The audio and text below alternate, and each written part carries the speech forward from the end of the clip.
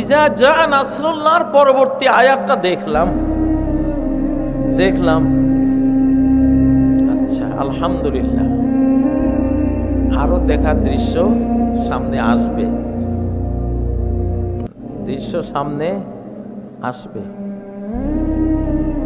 এখন যেহেতু এখানে সাহায্য এসে গেছে, বিজয় এসে গেছে, আপনারা তো দেখেছেন শিশু, কিশোর, তরুণীরা কিভাবে, ফেরেশতা তো সবাই দেখে নেই, ফেরেশতারা আকাশের ফেরেশতারা কিভাবে নামছে বাংলাদেশে, এটা তো দৃশ্যটা তো দেখা হয়েছে, যারা দর্শক আছে তারা দেখেছে। তারা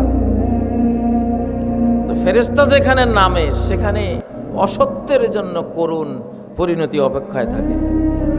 ফেরেশতা নামে গেলে আর উপায় নেই, যতদিন না নামছে ততদিন বাঁচার উপায় আছে, বাতিলের, মিথ্যার, কুফরির, মুনাফিকির বাঁচার উপায় থাকে। ওনারা নেমে গেলে আর কোনো উপায় নাই। আমি এই কথাগুলি চোখে দেখেই বলতেছি। কেন বলতেছি? বাংলাদেশের বিরুদ্ধে অনেক হুমকি দামকি আসতেছে। তো আমি একটা থ্রেড দিলাম এটা, যে এখানে অ্যাঞ্জেল ফোর্স, আকাশ বাহিনী অলরেডি নেমে গেছে, একেবারে রব্বুল আলামিনের খাস বাহিনী।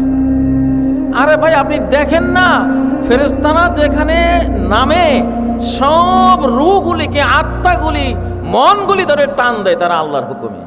নাহলে হাদির জানা যায় এই কিয়ামত কিভাবে হয়। এখানে গোপন বাহিনী আছে না, আল্লাহর বাহিনী আছে না, কত কত হাজার হাজার যে আল্লাহর নুরানি ফেরেশতা ওখানে ছিল, যারা দেখার তারা দেখেছে ওখানে।